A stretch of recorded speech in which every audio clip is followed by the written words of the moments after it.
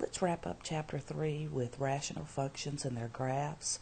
And when we look at rational functions, always remember that the word rational just means it's something in a fraction form. So our functions now will be in a fraction format, and the numerator and the denominator will both be polynomials themselves. But the graphs will look quite different from the polynomial functions that we graphed here in Chapter 3. So we'll look through our objectives, domains, some asymptotes, we'll define those, graphing some rational functions and looking at some applications. So the format for our rational function will be f of x equal to some polynomial p of x over some polynomial q of x.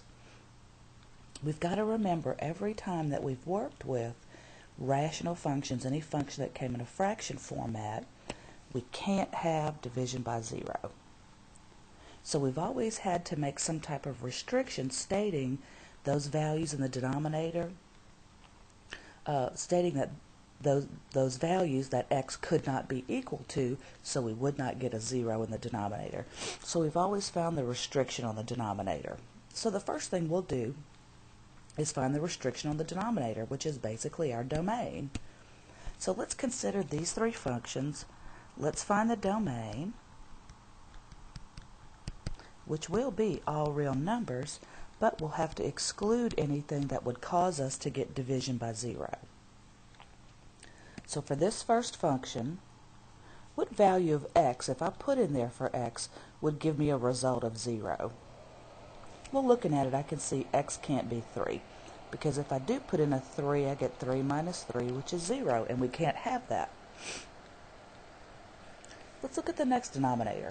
We're going to state the domain by stating any values that x cannot be equal to, stating any restriction. Well, this denominator happens to be a quadratic. So whenever we have quadratics, it's possible that there are two answers that we may have to, or two values that we may have to throw out here. So let's look at solving this simple quadratic. X squared minus 9 equals 0, and if I go to solve that by bringing the 9 over and square rooting both sides, I see that I get a plus or minus 3. Those are the two values I would have to exclude. X can't be positive and negative 3. Quadratic, I have to throw out 2.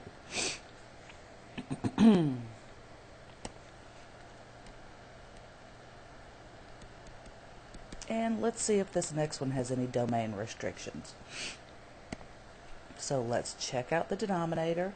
This one's quadratic as well, so let's work it the way we did over here. Let's set that quadratic equal to 0 and solve it. So I'll get x squared equal negative 4. If I square root both sides, I get x equal plus or minus 2i. Well, anytime you get imaginary numbers when you're solving your quadratic or solving any equation, these are non-real values. They're complex or imaginary. So actually what we're saying is there isn't anything that I need to restrict. There's no real value that I can put in place for x and end up getting a 0 in the denominator. Only imaginary numbers would give me a 0 in the denominator. And since I'm only working in the real number system, what we have here is the domain is all real numbers. There's no restriction. There is no real number that would make that denominator 0, so there is no restriction. This one had two real numbers that made that denominator 0. This one had one real number that made that denominator 0.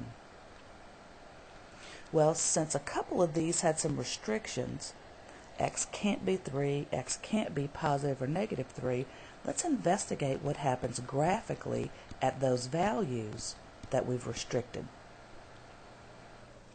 What's going to happen is something we call a vertical asymptote. An asymptote is just a line that your graph approaches. A vertical asymptote is a line that your graph approaches without bound on both sides, but it will never ever cross a vertical asymptote because that's a domain restriction. X cannot be that value. So if we take a look at this very first one, 3x plus 4 over x minus 3, when we would go to graph this, what we would do is find the number 3 on our graph and draw a vertical asymptote at that point, and that's basically a line that your graph cannot touch. It's a boundary line. Your graph is going to do something on the left and something on the right, but nothing can happen at that vertical line. We can investigate that on our calculator just to see what the graph actually does on both sides of that line.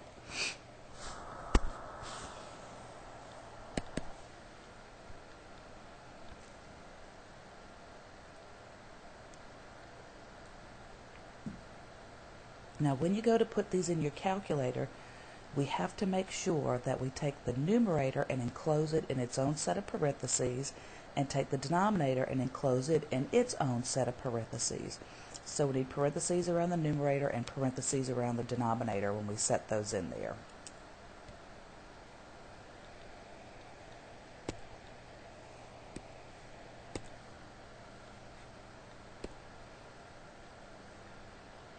So let's see, this one was 3x plus 4 over x minus 3. So let's set it off in parentheses. 3x plus 4, close it off, divided by, and then x minus 3. Oops, close that in parentheses as well. And let me go back to Zoom 6 to get a picture of it.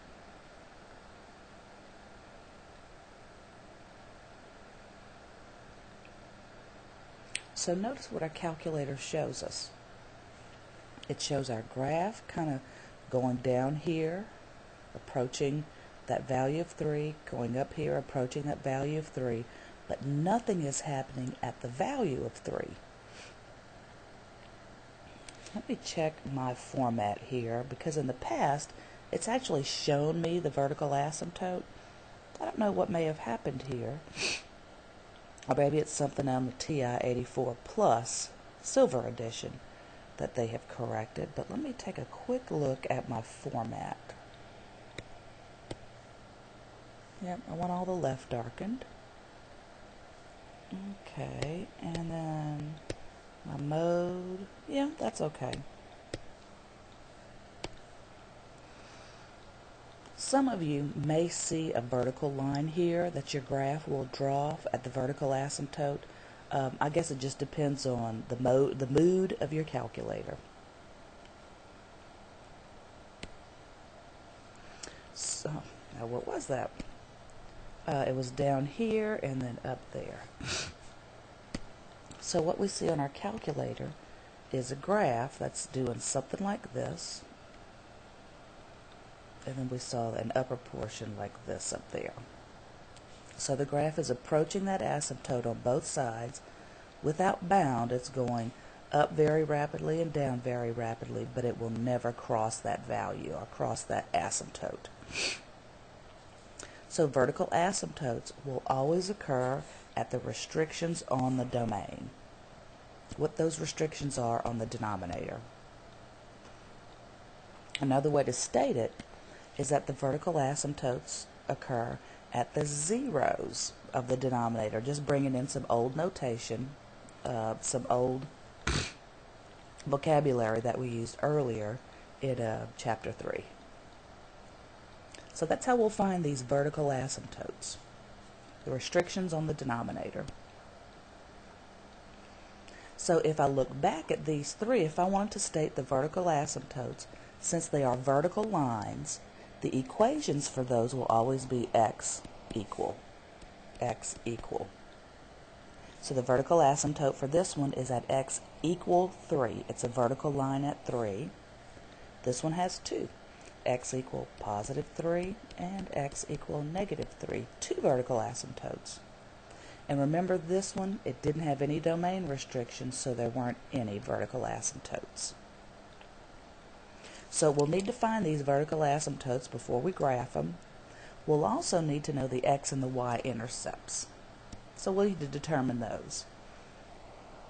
The y-intercepts we found the same every time. Let all the x's be 0 and see what happens. The x-intercepts we only have to find where the numerator is 0. Or we could use our previous terminology and say it's the zeros of the numerator. The zeros of the numerator give us x-intercepts.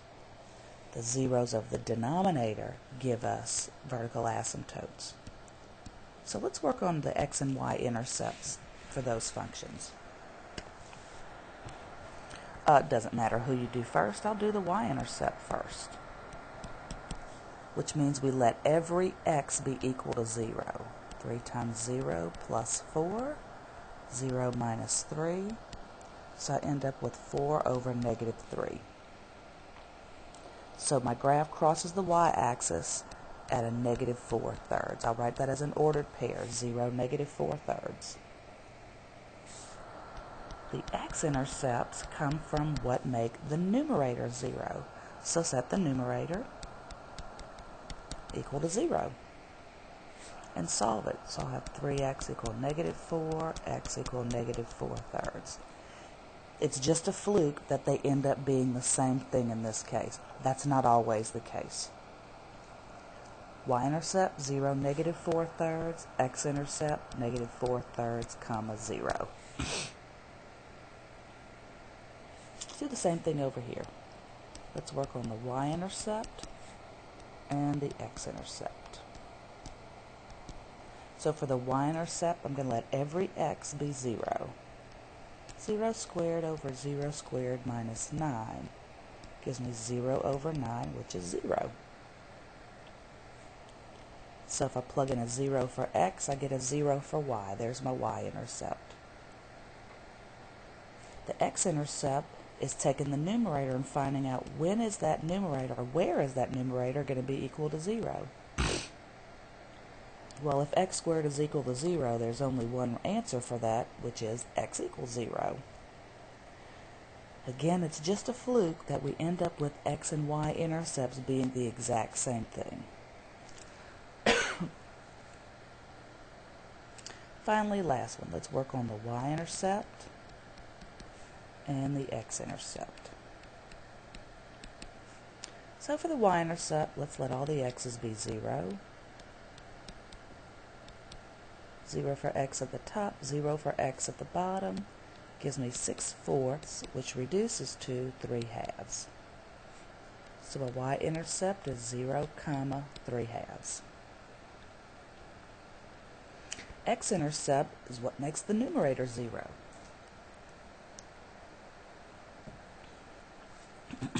So let's set the numerator as 0 and see what we get. And when we solve it, we get x equal negative 6.